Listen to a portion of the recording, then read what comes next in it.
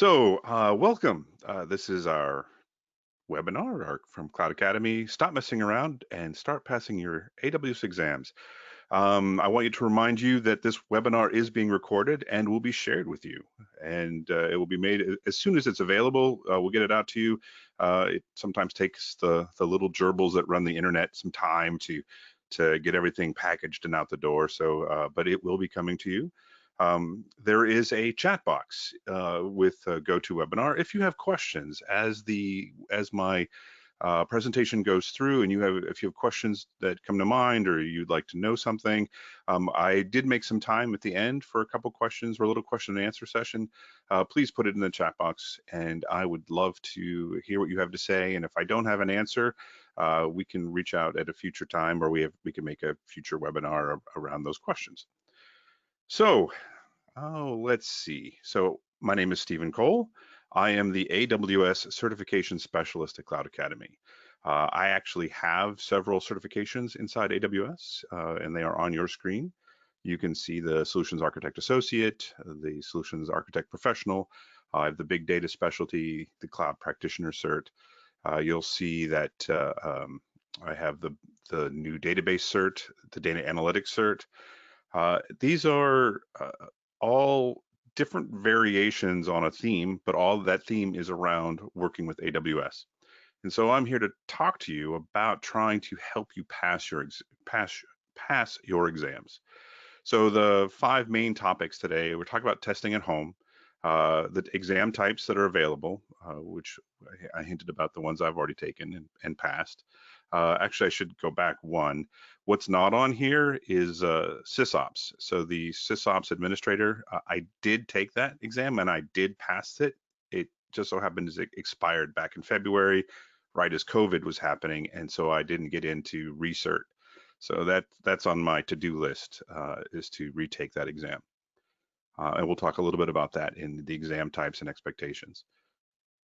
Before I begin, I do want to say that when you take an exam through AWS, they make you promise that you will not share the questions or give away the answers. And so there are 2 pieces to this in the certification certification program agreement. It says you will agree that all testing materials, including certification exams, are confidential information. You will not share them. I will not share them. Because on 2.4, that if I do this, AWS may decide to cancel the results of my exam, revoke an existing cert, require me to retake it, terminate the rights that I've earned underneath getting this exam as part of the exam, and prohibit me from participating in the program in the future. So I am not here to just give you the answers, and it wouldn't help you, nor will it help me to do that. So just be aware that if you are looking for a shortcut, that doesn't exist. What can exist and what does exist and what I'm here to help you with is putting some guardrails around your study and putting some guardrails around your expectations to help kind of move you forward into being able to successfully pass an exam. So testing at home, this is a question that has come to me from a couple different people, both inside Cloud Academy and outside, some of our customers. And what does it mean to be able to take the exam at home in the privacy of your own home, and how does it work? And I've done it 3 times now, and it's a little disconcerting. It's a little strange at first, but it's not that difficult. But you do need to have an environment in your home before you think about setting up for the exam or signing up and taking it at home. To get there, I mean, you need to, to take the exam at home, you sign up for the exam like any other way. You go to aws.training, you click on the certification button, it takes you to this little window and it says, hey, you should do this. And so you can click on certification. Once you log in, you get this little window, it talks about things coming, and you can sign up to take exams through Pearson VUE or PSI. Pearson VUE does all of the exams proctored, whereas PSI, you can only take the proctored exam at home. I believe the Cloud Practitioner exam is available. And at the bottom of this screen, if you were to scroll down, you would have the button that says Schedule New Exam. And so when you schedule new exam, This is where you can sign up and take the or sign up to take an exam and schedule it, whether it be in a testing center if it's available, or in the privacy of your home. Online proctoring is say hello to your new best friend, the online proctor. So online proctoring, again, it's for all AWS certifications exams, or all certification exams when scheduling with Pearson VUE, and AWS Certified Cloud Practitioner exam with PSI. So when you make sure that when you try to set up the exam that you go through Pearson VUE to manage your exams. And here's a list of them. Now, when you choose an exam, you might, currently they only have one version for all of them, and this is just the top half of the display. When you choose one, you might see that there's two different exams available. Make sure that you choose the exam that you want. There may be a beta exam, and a beta exam gives you a couple extra questions, or it's going to be a slightly larger exam, but you're not going to get your results right away. And that's a different webinar for a different time. So you choose the exam that you want, and my experience has only been scheduling with Pearson VUE. When you take the exam in the privacy of your own home, one of the things that you need to be aware of, and one of the things that you need to do, is that you need to have a space that is free of distraction and free of all types of implements that might be used for cheating. So, for example, it says here, you have to agree, and this is actually from their website, their agreement on their website, is that all personal items must be stored out of reach. Once you take the exam, once you start taking the exam, you are not permitted to stand up or leave that space for any reason. If you do, the proctor will stop the exam, cancel it, and they will not refund your money. You will not be scored. You do not pass go. Do not collect $200. You get nothing. So you need to make sure that you're maybe well hydrated, but you don't need any bio break beforehand or during or after or until after. You're not allowed to have scratch paper, no notes, no nothing. And it says you must follow all instructions communicated to you by the remote proctor. You will be watched. Somebody with a webcam will be looking at you while you take the exam. Now, I have had no issues with this, but I have heard that people take the exam when they put their hands on their lap while they're reading the questions. The proctor will say through either the microphone or on the screen that they have to put their hands back on the table.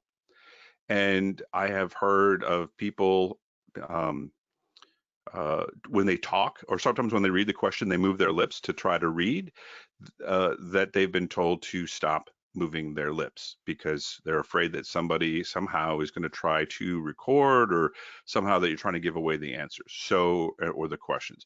So please be very aware that there are very strict rules. Now, and there's no food, beverage, no drinks, no eating, nothing, because again, they need to see your hands. When you first sit down to take the exam, or when you sign up and you do all of the work, you follow their directions, they will ask you to take pictures of the environment. So with a cell phone or a mobile phone, they will say, hey, sit down at wherever you're taking it, take a picture to the left of you, look to the right, take a picture. In front of you, take a picture. So looking at your screen, from your seat, looking at your screen, then get up from behind your desktop and take a picture of your seat from while you're looking at it. So this way you can see all around they can see all around the space that you'll be taking the exam in. You'll be asked to take a picture of your ID and confirm who you are. Once you sit down and you start taking the exam, actually before they release the exam, they may ask you, they asked me the last time to look at my wrists. They wanted to see my hands to make sure there was no writing or any kind of like what do you call crib notes, any kind of notes on my hands. They wanted to make sure I wasn't wearing a smartwatch. And not the last exam, but the one before that, the proctor asked me to take my glasses off and put them in front of the webcam so that they could see that there's no camera or like the Google Glass kind of thing where it's a wearable with a camera built into into my glasses. I have heard of people that have been asked to take their webcam and turn it around the room so that they can see everything. You, when you once you when you take the exam, this is what you basically have to agree to. There's these 4 bullets and these 4 main points that uh, the first 2 parts really are, hey, I agree to this. This is what I want to do, and I agree that, hey, I'm agreeing to the rules of Pearson.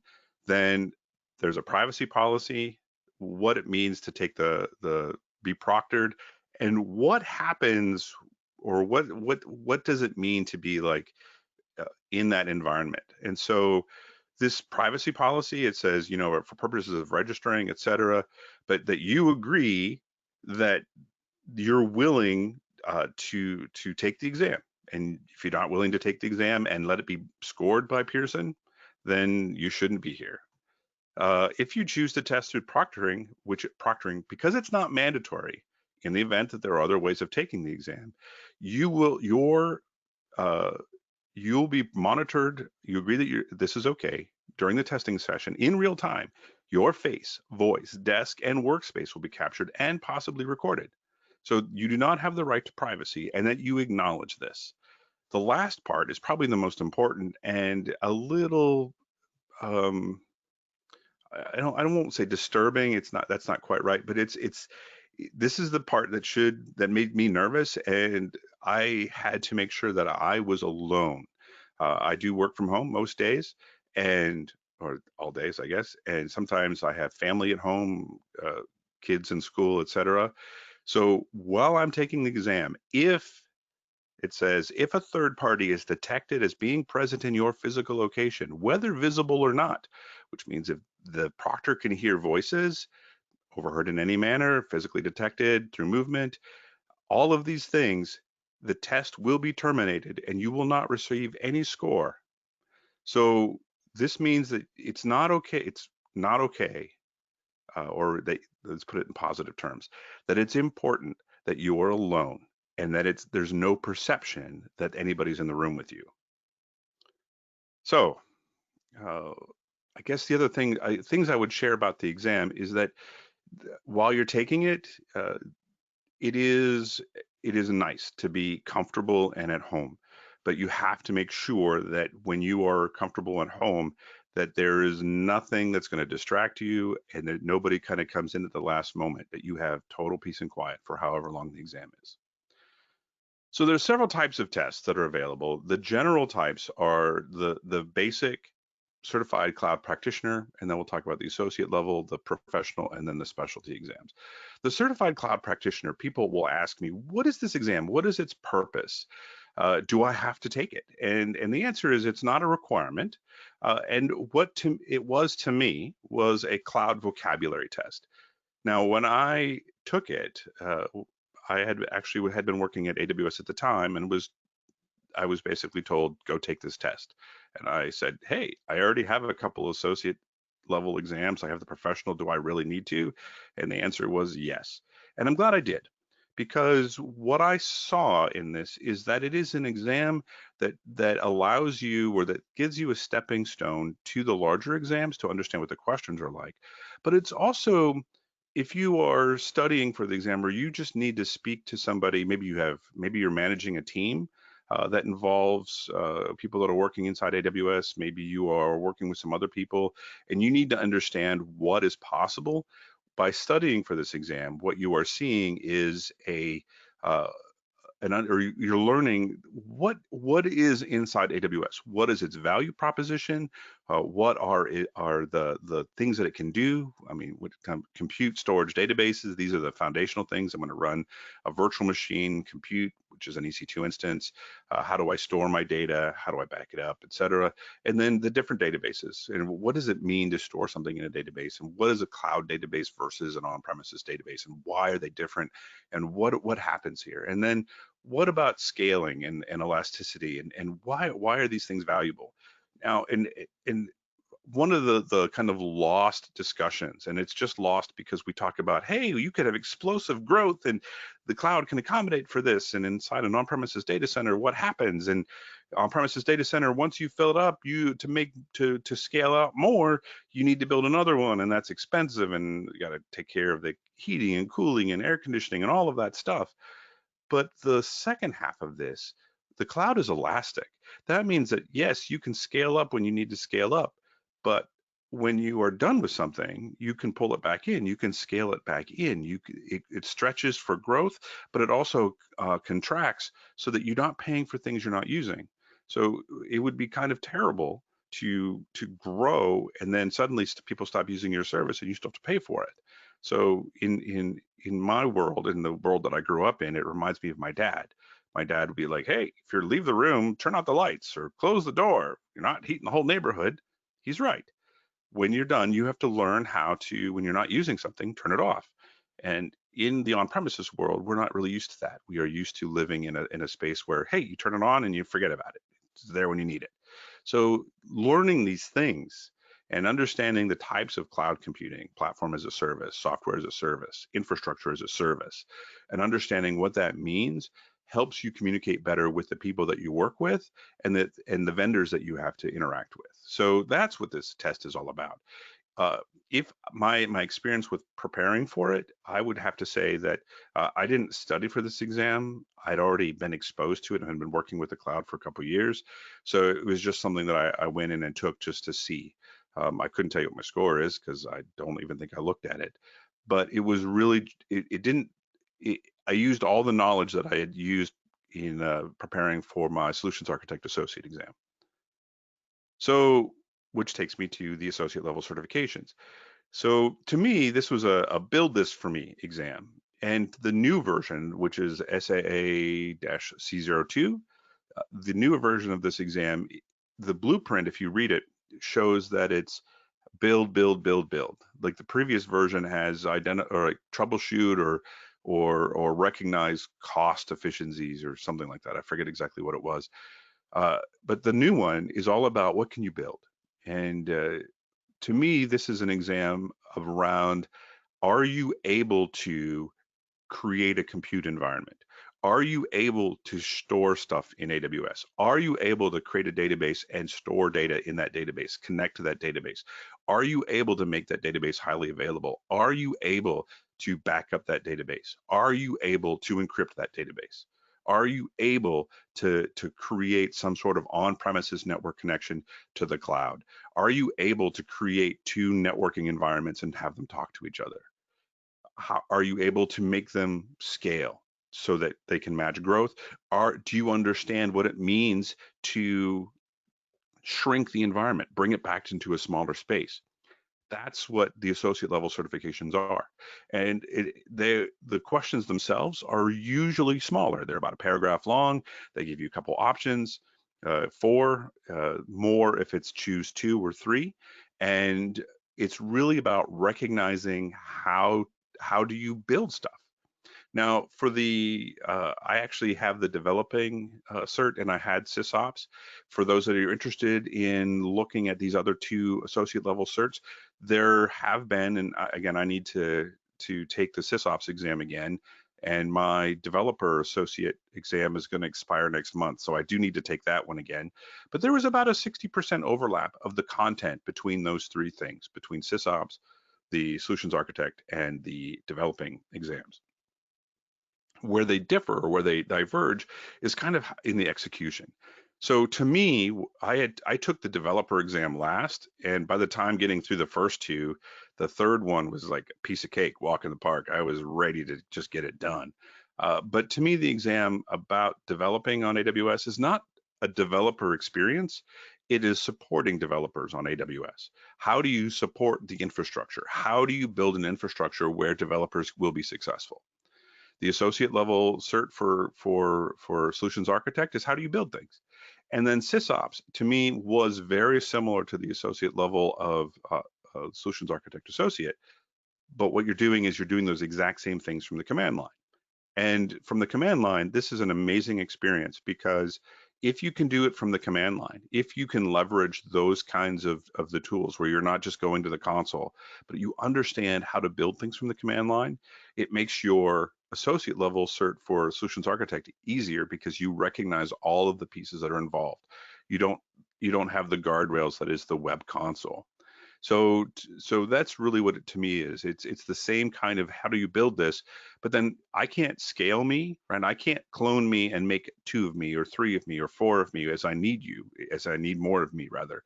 But what I can do is if I can write some code and I can write some command line scripts and I can automate these things from the console, not from the console, from the command line tools, then I can start to move into the next level of what the cloud is all about, and that is automation, so that I don't have to be in front of things all the time. I can automate automatic. I can automate the changes to my environment as needed. The professional level certs are hard. They are, people have said, do I have to take the associate level one? You don't have to, but holy cow, if I walked into this exam uh, cold, I would be hating my life after it was all over. This exam, I don't even remember how long it was. It was over 3 hours long, and I remember using almost every minute of the exam. And I sat there, and I don't go through them and check the exam and or check off a question I might want to review later. I never do that. I answer the question, I move on. At the end, I'm done. So I looked at every question. I read every single answer. The questions themselves are about a paragraph long or two or three. Each answer is a paragraph long, and often all four answers that they give you are correct. They are valid and accurate answers. You have to read the question, understand what they're asking, and pick the one that is the most correct for the scenario. So it, I would highly recommend that you spend some serious time understanding how AWS works before you step into a professional level cert. They are hard. The specialty certs sit between the AWS associate level exams and the professional level. They are harder, so they're not as hard as the professional level. They start to approach that level a little bit, but they're a step above maybe what you'll see inside the associate level. And they are targeted towards a specific audience. So here's the certificate that I got from taking the Certified Data Analytics Specialty exam. And I took it on the 5th, which was just a couple weeks ago. And I will admit that this is the second time I took this exam. The first time I missed it by inches. I believe the passing score is 750, and I got a 730. So I was close, and it was frustrating, but I went through and I had to look at a lot of look at the tools again from with new eyes. I studied, I did a bunch of labs, and I took it again and I passed it. But it's usually involving a workflow around the technology that you're working with. So for example, here's the certified data analytics. I took the database one. The database one is really about relational databases. A little bit of NoSQL is in there too, but a lot of it was relational databases and how would you, the care and feeding. But the care and feeding of relational databases is often similar to some of the NoSQL variants that are also available, but these are the managed database services. So you really don't want to just take the exam because, hey, I know a little bit about certified or data analytics. Again, it's the care and feeding. It's how do you manage the workloads? How do you run the data through the pipelines that do the work? There's very little theory in all of this. This is not about how, in theory, if I do this kind of math, then I'll get this kind of output. It's about practical work experience and recognizing, have you done the work? So, which takes me to the questions, and I titled this one, "What's the question again?" Because I want to reflect on what the questions are. And a lot of people say, "Well, can you give me the questions? I just want to know what the question's like." And the answer to that is no, I can't, because again, I agreed, I promised that I would not. That doesn't mean that I can't share with what the questions might feel like. So, what the questions feel like are this. Some questions have limits, which means that, again, I don't even care what the question is. In this case, I have a bunch of made up nonsense words. And the important thing is at the end of the question, I'm asked, what is the most cost-effective solution? Now, it might be, what is the most secure solution? What is the most performant solution? What is the best way to minimize effort? This last line puts serious guardrails around what happens in the question, and it's going to bring a focus on something. So if somebody asks for cost-effective solutions, I can almost guarantee you, there are no guarantees in this world, but I can almost guarantee you that a cost-effective solution will be something that runs in a batch mode. It will not be real time. Real-time processing is expensive. I want it now. If you want it now, it's going to cost more. If you can run things over time, if you can build a solution that involves handoffs and some distributed processing, if I could speak, then those solutions are going to be the most cost effective. If something says what is the most high performant, then you're looking at real-time solutions. And if you are asking yourself, well, what does that mean? You're not ready to take one of the associate level exams. You really need to understand the differences between what is a kind of offline batch processing versus real-time data collection. So this is something that makes my mom laugh, because she's like, stop being so lazy. My dad, stop being lazy. Get up and do this. I'm not lazy. I'm efficient, right? I want to do things in the most efficient way possible. So that's the question at the very bottom. Once you get this kind of question, what's the most operationally efficient solution, or what's the best way to do this with the least amount of effort?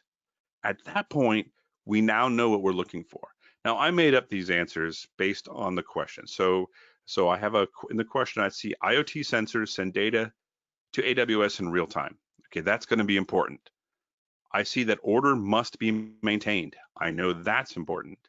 And then IoT data must be durably stored for long-term analysis. So anytime I hear the word durably, durable, I think S3.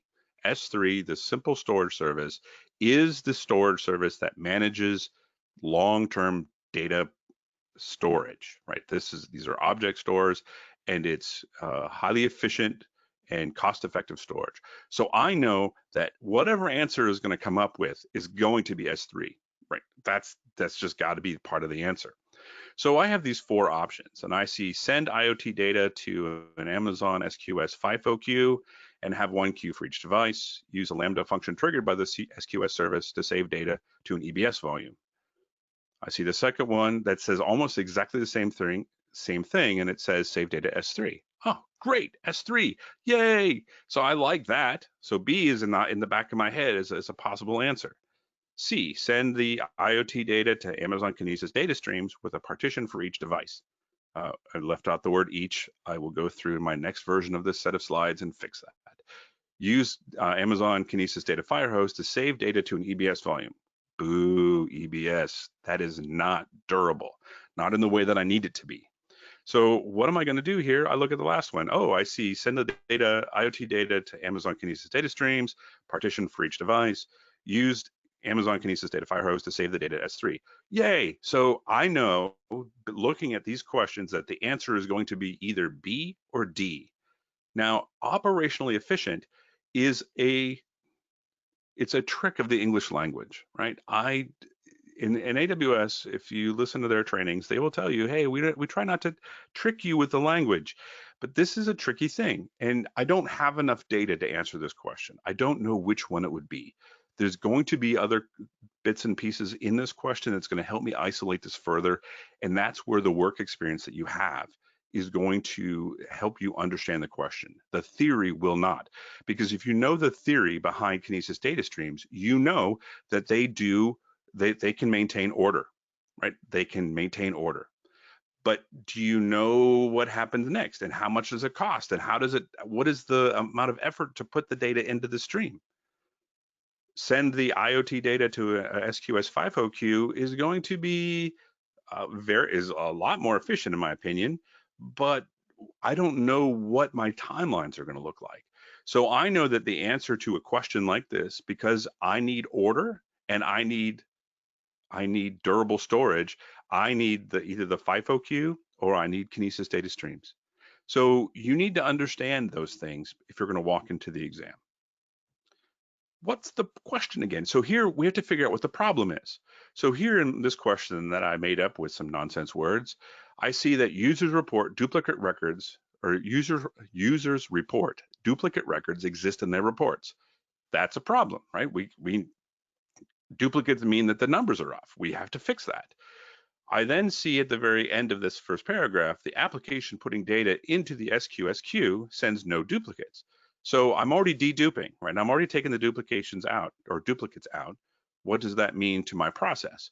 Well, now I need to know what the question is. And the question at the very bottom is, what should a solutions architect do to ensure messages are processed only once? Now, if you've done any kind of architecting inside AWS, you know a couple things are true. And that if I want once only processing, I need an SQS queue, and it needs to be with a FIFO queue, first in, first out. The issue here is that I don't know, I know where the duplicate records are coming from, right? I know that they're coming from someplace other than the queue. So this means that the standard queue allows for it guarantees at least once processing, but it can have duplicates, and you need to know how the duplicates could be processed or could reappear. And that means that there's a visibility timeout issue, and I would need to know that would help me recognize that D is the correct answer. But again, you need to look into see what's happening around the process of the whatever has been architected. So here I know that duplicate records exist in a report, but I need to know where it comes from. If I know the application is deduping in advance, then who cares what kind of queue I have? It doesn't, because the issue is that in the queue there's a visibility timeout that it's taking too long, and the process is running, and before the process finishes, it's visible again as being picked up. Now, a question like this would probably have a little bit more detail. It might talk about visibility. It might talk about, oh, you need to re-architect this with the least amount of effort, in which case, if I did have a couple different options that were similar, then I would need to know that the visibility timeout would be the easiest thing to change. Destroying it and rebuilding the entire infrastructure is going to be great, but we might not have the time or the energy for such things. Oh, did I mention the cloud is elastic? Elasticity is an important thing, and it gets neglected a lot when it comes to the discussions, or this, at least the sales discussions. Oh, we can grow with you. We can grow. You can grow. You can grow. Great. What if you don't? Sometimes it's okay to enjoy what you have. And maybe what you have needs to run in a specific size and shape to be the most performant. So here I have a question that says, I have an application running on EC2 instances. Terrific. I like EC2 instances. I'm used to them. I grew up with them. Well, okay, maybe I didn't grow up with them, but I grew up with the idea of having compute in front of me and being able to manage the entire operating system. And that makes me comfortable. It makes me happy. Doesn't mean that serverless is bad. I have a comfort zone. So great. Now I see an application throughput is best when CPU utilization is above 35%, below 65%. Even better. So now I know kind of where that application's sweet spot is. Now the question is, what is the question, right? I don't know. So I look at my answers. Right? Maybe I'm tired. This is the last question on the exam. I don't want to look at it anymore. So I now have 4 possibilities at the bottom, which is what I want to draw your attention to. When you look at simple scaling policies, or the scaling policies that are available to you, you need to know what each type is and what a simple scaling policy is. Does it exist? Is there such a thing as a simple scaling policy? Is there such a thing as a step scaling policy? Is there such a thing as target tracking policy? And is it possible to create a CloudWatch monitoring policy to dynamically scale anything? You need to know these things. If you don't know them, you're not ready to take the exam. Now, if you have worked with AWS and you've worked with EC2 instances and you've worked with the load balancer and you've worked with auto scaling, you know that simple scaling does exist. That was the original scaling, the way that scaling happened when EC2 was created. You created a lot of things and you would create a threshold, and that threshold would be where the scaling would happen. And you would create a policy that says, hey, when CPU utilization is at 100%, or that's too high, CPU utilization is at 50%, you need another instance. So you would create a policy for that, but that would only add instances. So then you'd have to create another policy that would say, hey, when CPU utilization for the group is below 20%, and there are 4 instances, delete one or take one out. And it involves a threshold and a period of time. You need to know what that is. So that's great. So this would really answer my question. And if I was in a hurry and if I knew the bare minimum about auto scaling, I could say A and move on. Done. Except for there's a thing called a step scaling policy. And a step scaling policy is like a simple scaling policy, but with step scaling, which was kind of an update to the simple scaling policy, is that I can do this in mass. I can do this as a group. So if I can set up a step scaling and I say I have an increase in demand of 15% or 20%, rather than just say add an instance, if I see that I've gone up 20%, I can add 20% more instances. So this is a thing, and it can be used to help manage your EC2 instances. And I can set, again, CPU utilization above 35%. I can set up the thresholds for that. I can make sure that my EC2 instances run. I can do all of this fun stuff. But then I see option C and option D. So option C, create a target tracking policy, which means that if you have used EC2 in the past 18 months, you know that a target tracking policy will allow you to create thresholds that make sure that your applications, that your instances sit at a certain level. And I can say that my target is to be above 35% utilization, but below 65%. And that would be the best answer. Now, the last answer that I put in here, just to put in here, is the kind of questions, or sorry, the kind of answers that you might see if people have been reading the theory about AWS. What is the theory of AWS do? How does this all work? Scaling all looks at a CloudWatch monitoring stream of data, right? CloudWatch logs and CloudWatch monitoring is where all of these data points come from. And so if you know a little bit about scaling, and then you're like, oh, CloudWatch monitoring is doing this, and I'm going to create a policy, and oh, that must be the right answer because it's the one that's different. So again, the theory will help you a little bit, but doing the work is really going to help you pass. So another thing about storage is one of the foundational services inside AWS, and you're going to see a fair amount of exam questions in all the associate level exams and some of the specialty exams and inside the professional level exam. You need to know what these things are and how they work. Now, one of the trick questions that shows up is really what I want to talk about in this particular type of question. I see in the question, after 90 days, raw data is stored in S3 and it's rarely accessed. So I need to make sure that, and then the clarification is, what is the most cost-effective solution?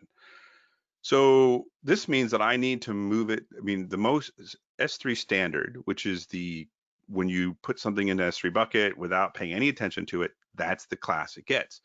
And so the end of these questions are what you need to pay attention to. So create a lifecycle policy. Yay! That's what I want to do to move raw data to S3 infrequent access 90 days after object creation. B is create a lifecycle policy to move raw data 90 days after it was last modified. The same thing after the object was last accessed. Or D, create a lifecycle policy to trigger a Lambda function to move the raw data in S3 after object creation. So you need to know how S3 works. If you don't know how S3 works, or you just think, oh, it's just storage, I'm just going to put data in there and it's good, I'm going to walk away, you're going to fail. Don't assume that. You need to know that an object, when you create an object in S3 and you save it up there and you make a change, and maybe like I did, I left off that word earlier, and you say, oh, in this question, I need to add the word and, or I need to add the word, maybe I misspelled something and I fixed that. When you save the data, it overwrites the entire block or the entire file, right? Not just a block. Block storage replaces the 2 blocks of data that got updated. But object storage overwrites the entire file. Because of this, there is no concept of modification date, right? It doesn't know when an object was modified, because there's no modification. It was uploaded, changed in mass. So that whole object last modified, bye-bye. Last accessed, there's also no, I suppose you could try to create something that created some metadata that saved some, but that's not part of what S3 does, right? S3 recognizes with lifecycle policies, it's based on object creation. Now, that gives us A and D. D, it says create a lifecycle policy to trigger a Lambda function. Now, if you are new to the theory of AWS and you're like, oh, serverless Lambda functions, that does everything. Anytime I want to do a transformation, I can do a Lambda function, blah, blah, blah, blah, blah. The trouble is lifecycle policies are built into S3. And that means that I don't need a Lambda function to do this. I can just have it do effectively with A. So when you are studying for your exams, whatever exams they are, please pay attention to the question and understand how S3 works. Because even though it's a simple storage service, and what makes it simple is that it does one thing really, really, really well. S3 is object storage, and you need to know what object storage is and why that's efficient and effective. Oh, policies. Security is important, right? And you have to understand how to make workloads secure inside AWS. And to illustrate that, I created a fake question that just says access to the raw data stored in Amazon S3 must be restricted. What should be done to meet the requirement? Again, if you've worked with a little bit with S3 and you've worked a little with AWS, you may have been around in the internet world or the IT world for a while, then you're going to know that an access control list is a way, and it was the original way to put security on a bucket. You also, if you've spent any time working with S3, know that the best practice of securing data on S3 has nothing to do with an access control list.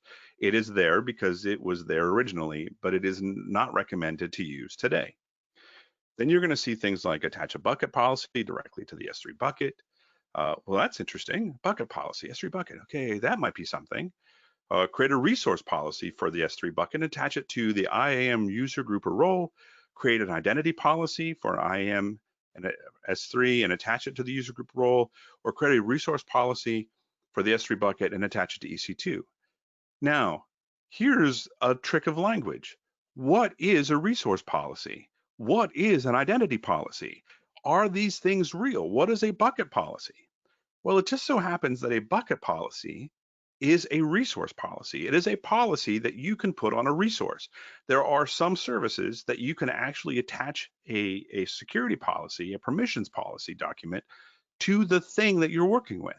So I can say, I want certain people to have access to this S3 bucket, and I'm going to create a policy and I'm going to attach it to the bucket.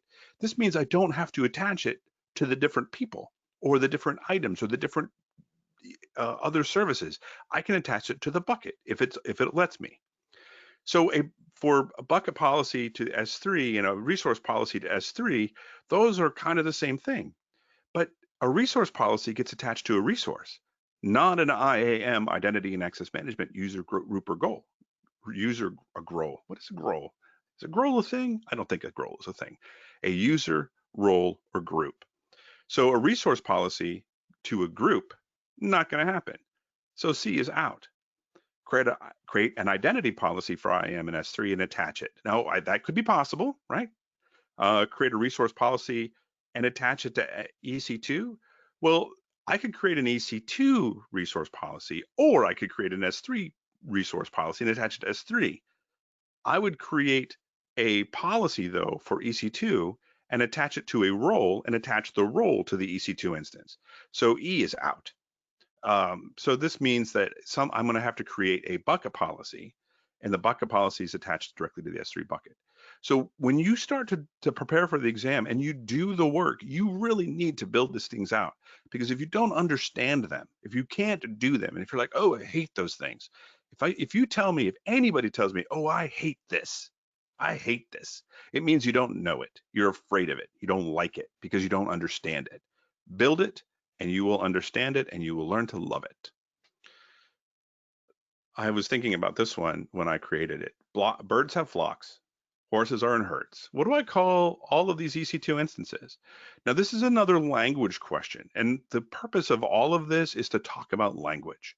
So there's a lot of stuff, right? There's things that I don't really care about, but when I look at the overall question, I see an organization running in a single availability zone. Okay, so this is not highly available. Okay, that's a thing.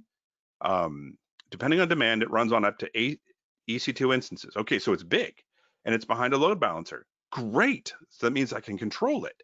So it's automated, and it's got some sort of way to self-heal. I'm excited. Oh, what's the question? The question is, how should a solutions architect make this application highly available? Now, again, if you build something inside AWS, you will know what high availability really means. And there are two things to look at inside this question, or the answers here, but as part of this slide. So it says create an auto-scaling group that deploys EC2 instances in 2 regions. Connect the ASG, the auto-scaling group, to the ALB, to the application load balancer, terminate the instances. Then create an auto-scaling group that deploys the EC2 instances in 2 availability zones, connect the ASG to the ALB, terminate the instances. Then the C and D, create an auto-scaling template that deploys EC2 instances in 2 regions. And D, create an auto-scaling template. So the first half of this question, this illustrates that, the answers here, the two answers, create an auto-scaling group, or do I create an auto-scaling template? If you've worked with AWS at all, then you're going to know that there are templates. There are places that you create a template, and maybe that's the thing, right? That's the thing that you need to do. But an auto-scaling group, is that the thing you do? Which one of these things is correct? So I can automatically eliminate 2 answers looking at the language. This is where English can be kind of a trick. Now, I cannot speak to the other language exams. I do not know how they work. I can only speak to how the English language exams work. And a template is not what auto-scaling uses. You create a group and you put EC2 instances in the group. Now, the second thing that you have to be aware of is really, and it gets tied back to EC2 in general, what happens when I terminate an instance? What happens when I restart the instance? And this question, I made a mistake, because one of these things is supposed to be reboot, unless I moved it. Now I'm not 100% sure.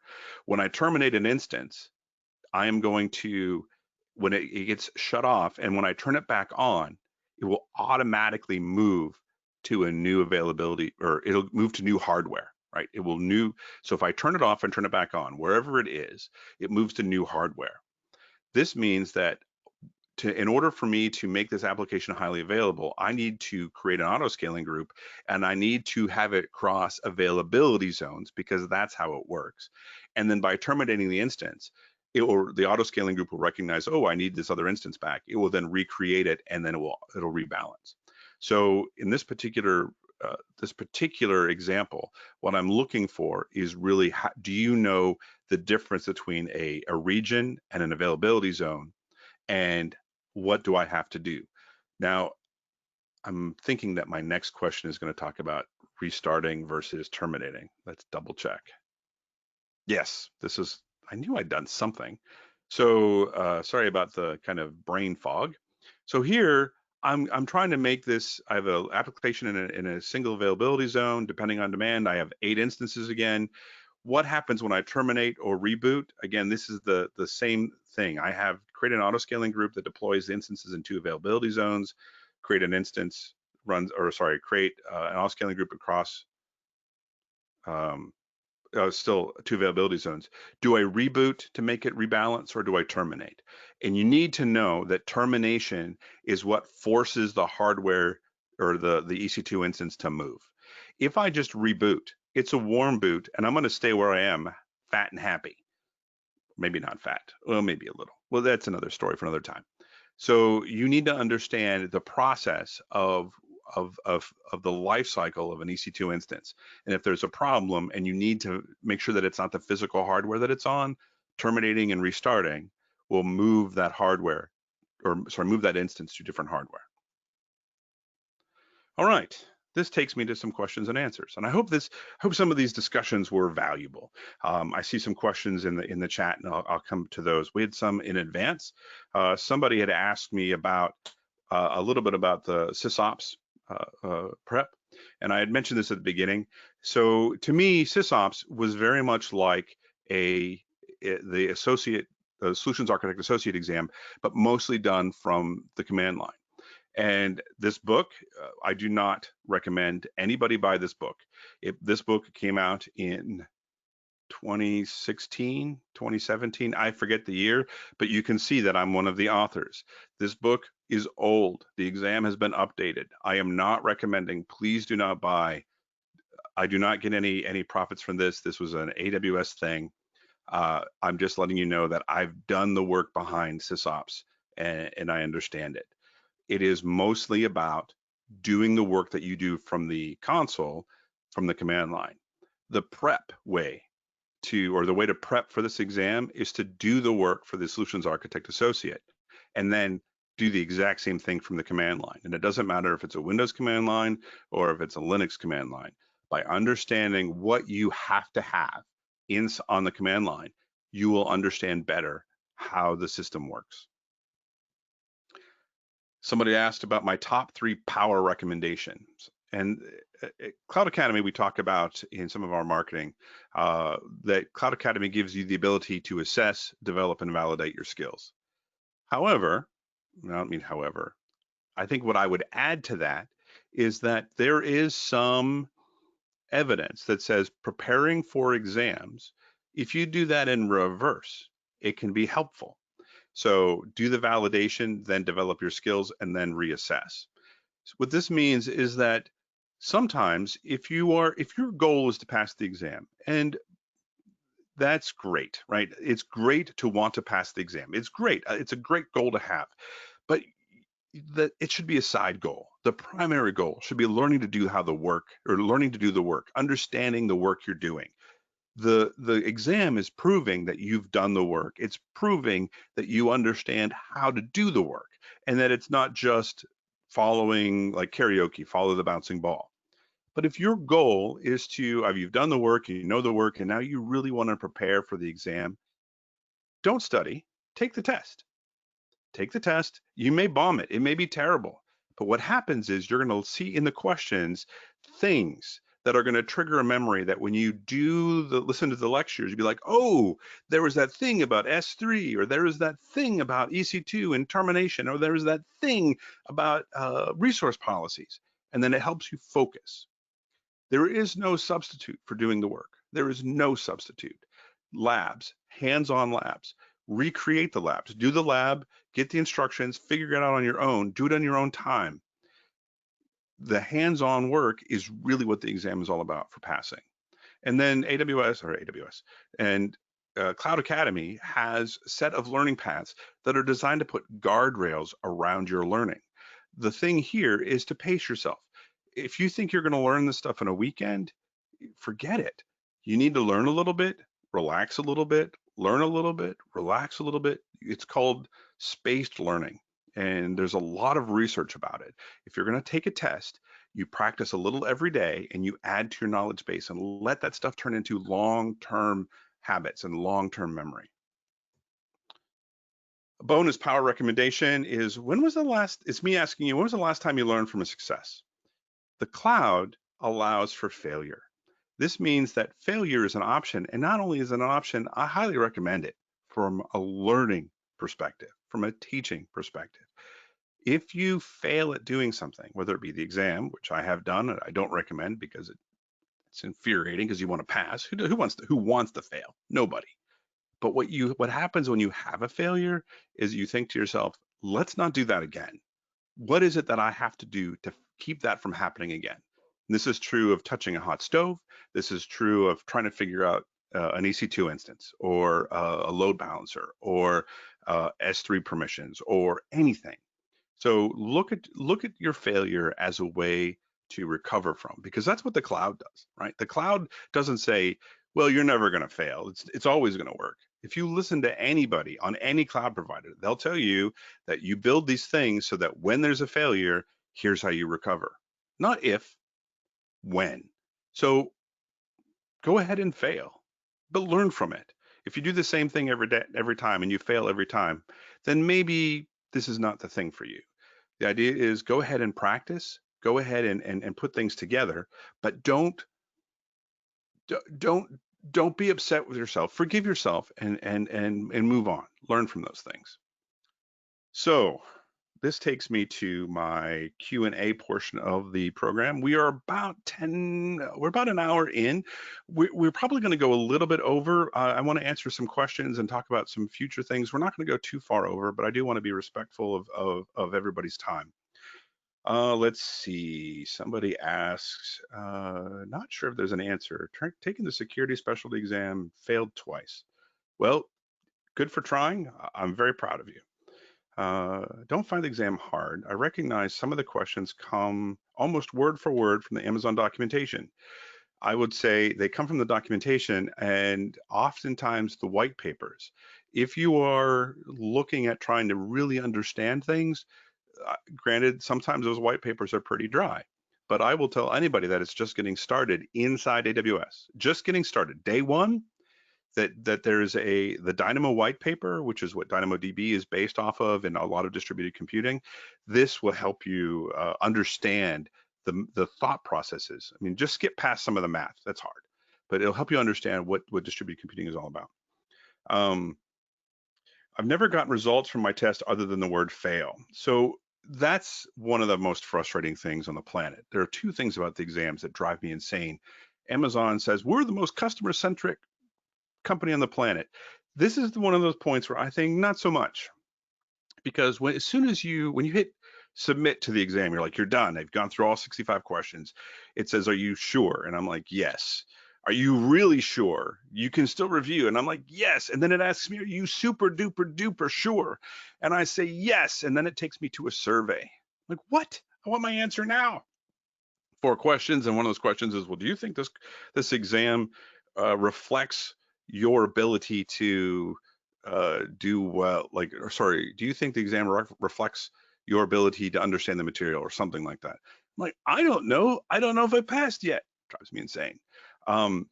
There, with about 2 or 3 days later, I think 2 is the average for me for getting the results. They let you know how you did in the various various exam subtopics, so like the domains, but they don't give you the answers. They don't say, oh yeah, you missed this one, you fool. Crazy. So there is no mechanism to let you know past that, and it just says needs improvement or understands the domain, and I wish there was something better. There isn't. Do I teach AWS associate level courses on Cloud Academy? So I have been with the company since March, and I am helping build some of those materials. We have 3 of us now that are focused on AWS, myself, Stuart Scott, and Will Meadows. So you'll be seeing more things. I think the stuff that's come out recently is mostly database oriented for me, but you'll start to see some more. So yes, and I enjoy architecting things and building things. So you'll see some things from me. I'm also working on trying to build some blog posts and some like micro learning, little bits and pieces topics. 2 questions on pets. pets. For proctored exam, do noises made by pets count? No, because they're pets. But be sure that you tell your proctor when you sign up or when you sit down, hey, I have a dog that's going to be barking or scratching. I might tell them no. They may say, hey, go put the dog in another room, and I don't know past that. I'm not Pearson VUE. If I'm in the room taking the test, my dogs bark. No, it's barking dogs. Just let them know. It's they're worried about cheating. Are there any questions related to billing in the AWS Cloud Practitioner exam? So none of the questions. Okay, I won't say none. Few questions ever get very technical. The billing questions are really going to be about how do you make this cost less, or which of these two things is going to cost more. In general, on-demand costs more than anything else. But the other thing too is like, well, you need to know how the costs are calculated. So in the exam, it's much more of like how's billing managed, and where do I go, and which kind of thing would be more expensive than others. It's not going to be anything in high detail. In an example, you have Kinesis as a real-time data solution, but it appears though WebSocket apps are more prevalent in the latest version of the exam. Is there an easy way to know which option is better? And the answer is it depends on the question. There are going to be things inside the question that give those things away. The associate level exams are usually going to give you two answers that you can discard right away. The main points of a technology are the most important. So for example, you might see somebody ask for something in real time or near real time. And this means that you're going to talk about Kinesis data streams, which is real time, or Kinesis data firehose, which is not real time. There's like a buffer, and I forget I think it's 60 seconds. So it's going to fill up every 60 seconds and then put stuff in the stream. Those kinds of questions show up, but rarely at the associate level. It's much more about how do you architect this general solution. What certification would you suggest for beginners to work with no work experience? It's now at 11 o'clock. I just want to let everybody know that I'm going to continue talking for a few minutes, but not too much longer. There's a bunch of questions, and this probably will take me to maybe another webinar, but I'm going to try to get through some of the big ones. No work experience. So you need to do the work. And what certification, if you need to have certification, start studying for the associate level solutions architect. It's a nice generic, well-rounded cert, and the work around it is really centered, kind of like focused on just putting stuff into the cloud. That's a nice way to start. And then on the way, you could get ready to take the Cloud Practitioner.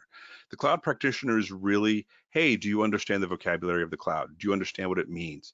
It's not going to be technical in any way. It's not going to say, hey, I want to run the EC2 instance and I want to use this instance type and I want to do this kind of networking, and not going to be in there. Would you always recommend completion of the associate certification before the respective pro? My personal opinion, not my professional one, but it kind of is my professional one, is that unless you are an expert with 5+ years of experience, the pro exams are going to make you cry.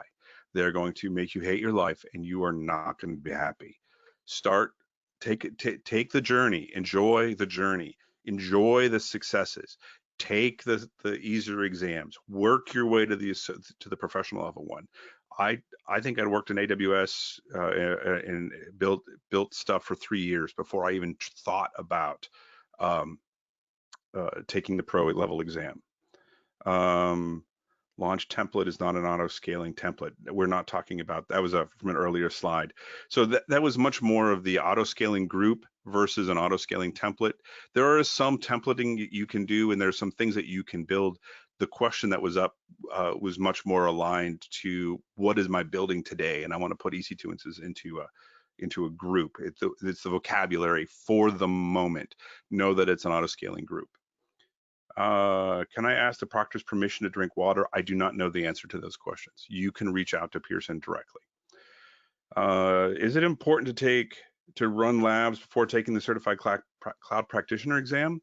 So I'll probably take two or three more of these questions. The labs are going to give you the hands-on experience that help reinforce the book learning.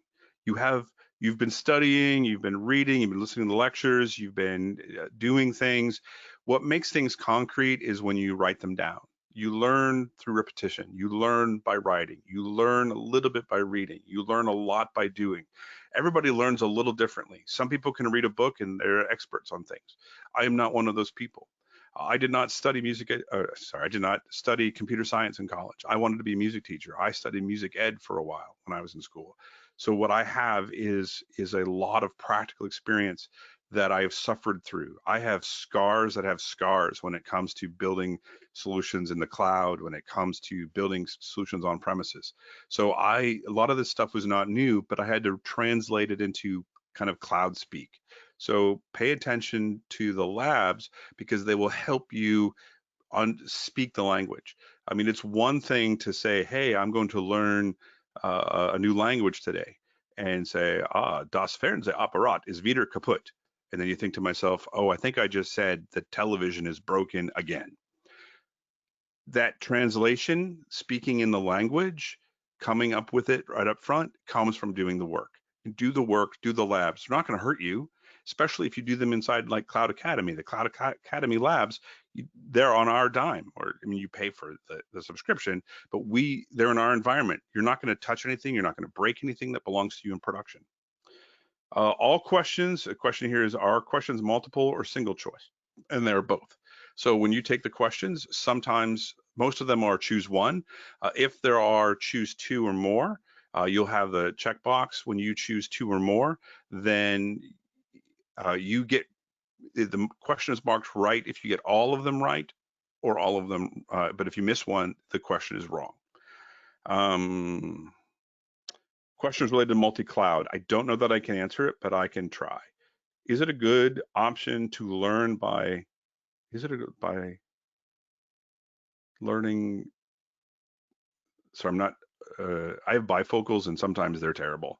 So is it a good, so is it beneficial to learn from multiple clouds?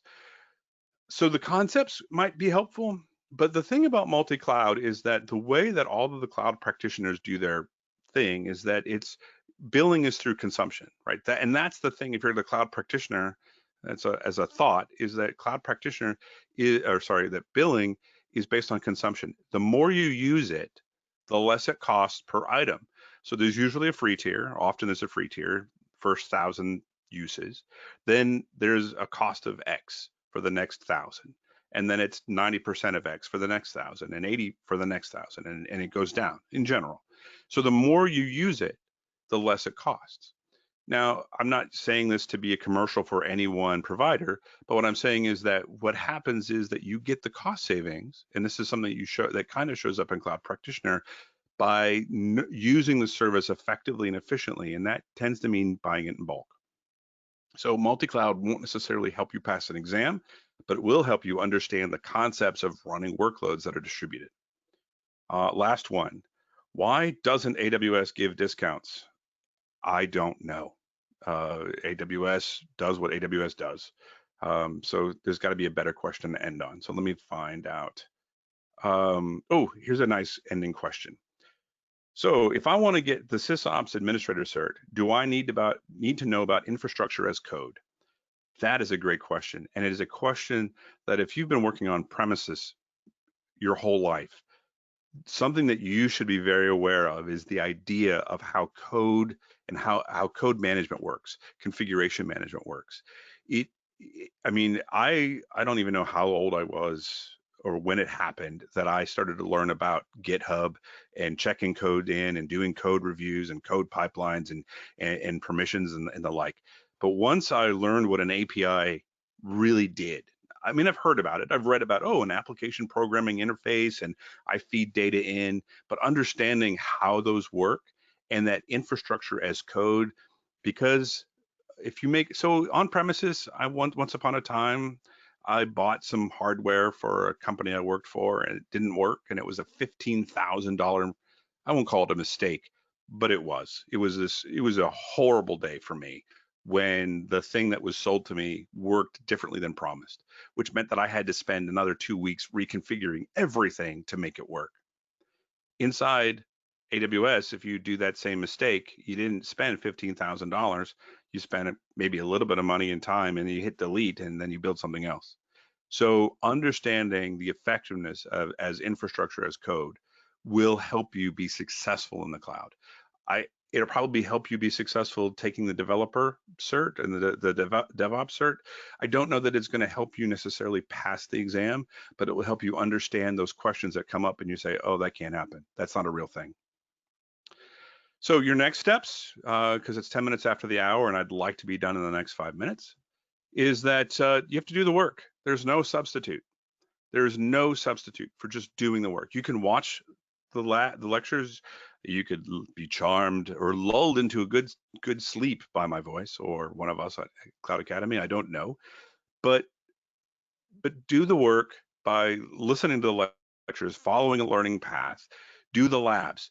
One of my favorite things to do is a learning exercise. Again, because it involves failure, are these lab challenges. At the very bottom, we have these hands-on lab challenges. And I don't know how many there are right now. I think there's 15 or 20. And what happens is that once you've learned how something works, you can now go into this challenge. And the challenge is not to build the thing. The challenge is to take the thing that's broken and fix it. And there's some guardrails on there so that you can stay focused. But by taking it apart and putting it back together again and seeing how it works on the inside lets you know that you really understand it. So I think that the doing the work and making the mistakes and recovering from the mistakes are what is going to make you a successful user of the cloud, make you successful passing the exams, and help you just really understand the workloads that you're doing. With that, it is 12 minutes after the hour. I thank you very much for being here. I really, really, really appreciate you spending an hour and 15 minutes with me. We hope to do this again.